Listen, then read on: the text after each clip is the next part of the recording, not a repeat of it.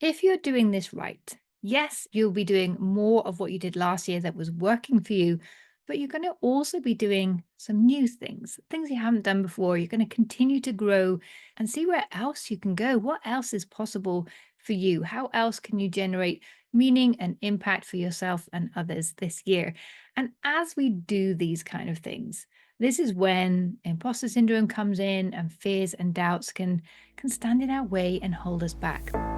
Hello, and welcome back to the Art of Value Whispering podcast.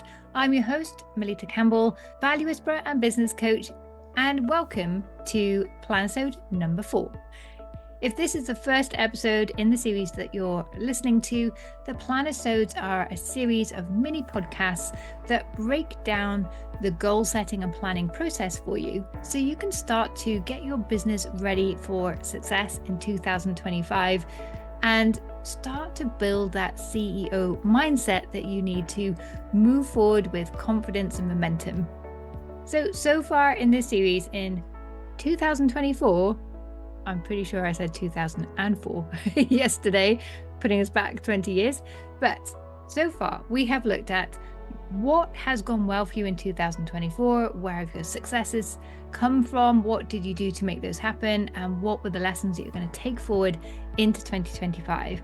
We then looked at where do you want to be at the end of 2025, so that future vision and beyond, so creating that guiding vision for your work. And we've looked at, well, how are we going to get from A to B? What are those plans? And I would encourage you, if you haven't already, go to the Dream Clients Club. You'll find it at melittacampbell.com/club. Completely free to join. But inside there, you'll see all the Planisodes together in the classroom, and you can download a workbook. It's a spreadsheet with a tab for each day of the Planisodes. So it's going to be easier for you to follow along and create your plans and vision for 2025. And today in that worksheet, you want to go to the tab that says fears and doubts. And that's what we're going to look at today, because if you're doing this right, yes, you'll be doing more of what you did last year that was working for you, but you're going to also be doing some new things, things you haven't done before. You're going to continue to grow and see where else you can go. What else is possible for you? How else can you generate meaning and impact for yourself and others this year?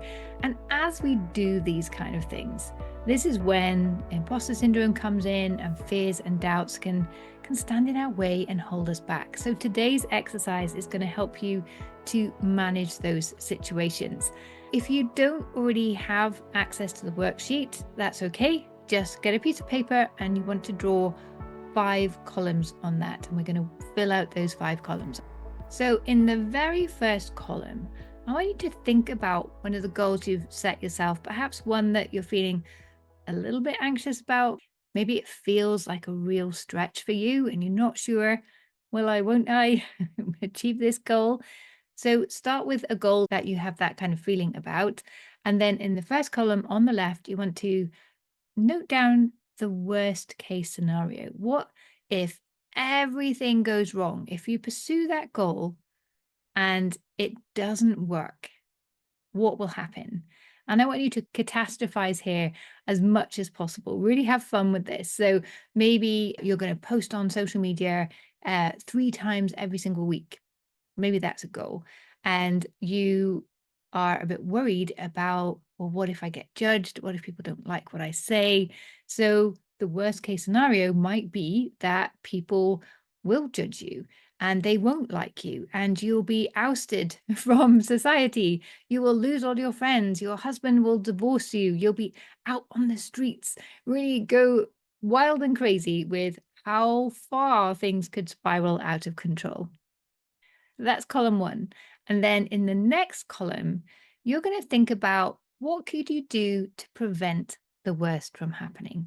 So here you're going to start reclaiming a bit of control. So maybe in that case, you could get a coach. You could join the Value Whispering Blueprint, my signature program, which, by the way, is 50% off until the 6th of January. So if that's something you're considering, go and check it out and let me know if you're interested and we can have a discussion about that. But what could you do? So you can join a course, you can have a coach, you can read a book, you can follow a podcast, you can brush up your skills, you can follow some influencers and learn from what they do. So have a think, what can you do to prevent the worst from happening? Then in the third column, you want to think about, if the worst happened, what could you do to put it right? So if you put out a social media post and everybody rebelled against it and were starting to complain, so maybe if people reached out to you to complain, to say you're being a bit too pushy or they didn't like your views, you could reach out to them personally to understand a bit more about their views, to understand how you can adapt your approach. You perhaps don't want to adapt your message if it really is your message, but how you approach that message and how you put that message across, there's always some room to do things differently and to learn. So perhaps that could be something in that scenario that you could do to put things right if the worst happened, before things really spiral out of control. Then in the next column, number 4, I want you to think about, what if everything went perfectly? What would be the absolute best case scenario? And just like with column number 1, where you had permission to catastrophize, you have permission to go wild with your dreams here. So maybe you post some content that goes viral. People love it. You attract more clients. People love your point of view. You get invited to guest on podcasts. A lot of the guests on this podcast, by the way, have come from social media content they've put out and that I really liked. That I like that point. Can you come and talk about it on the podcast?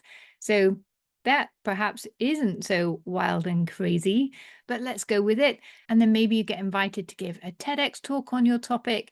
You end up with your own TV show. You inspire people around the world, and you really have your dream life. So dream as big as you dare in this column. What could possibly happen if everything went amazingly well?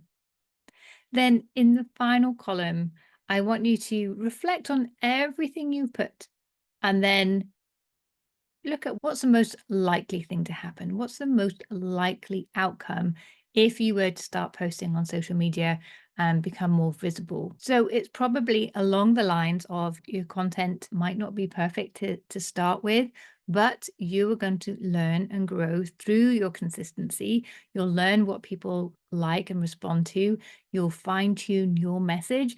And bit by bit, maybe as you go forward, you will start to move towards that dream outcome and put any thoughts or fears of that nightmare scenario out of your mind altogether. So when you start to look at the reality, we can start to feel much more comfortable about taking that next step, because we realize in our mind, our fears, if we just let them run riot, will do just that, and they will really hold us back. But once we go through and process those fears, and we can start to see that actually they are so far from what's most likely to happen that we don't need to worry about them too much. We can take that next step and build that confidence as we go.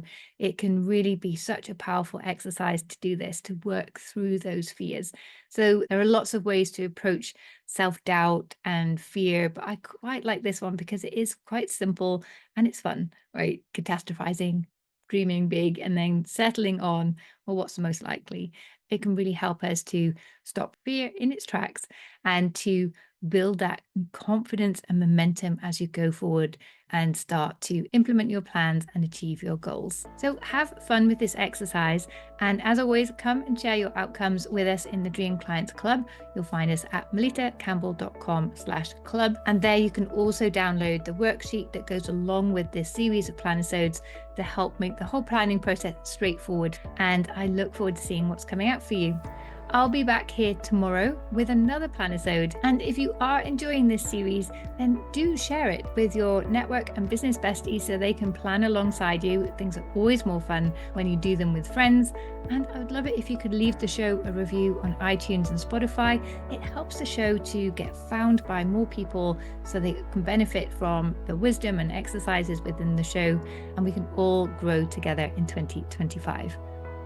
So I'm Melitta Campbell, your business coach and value whisperer, and I look forward to seeing you again tomorrow.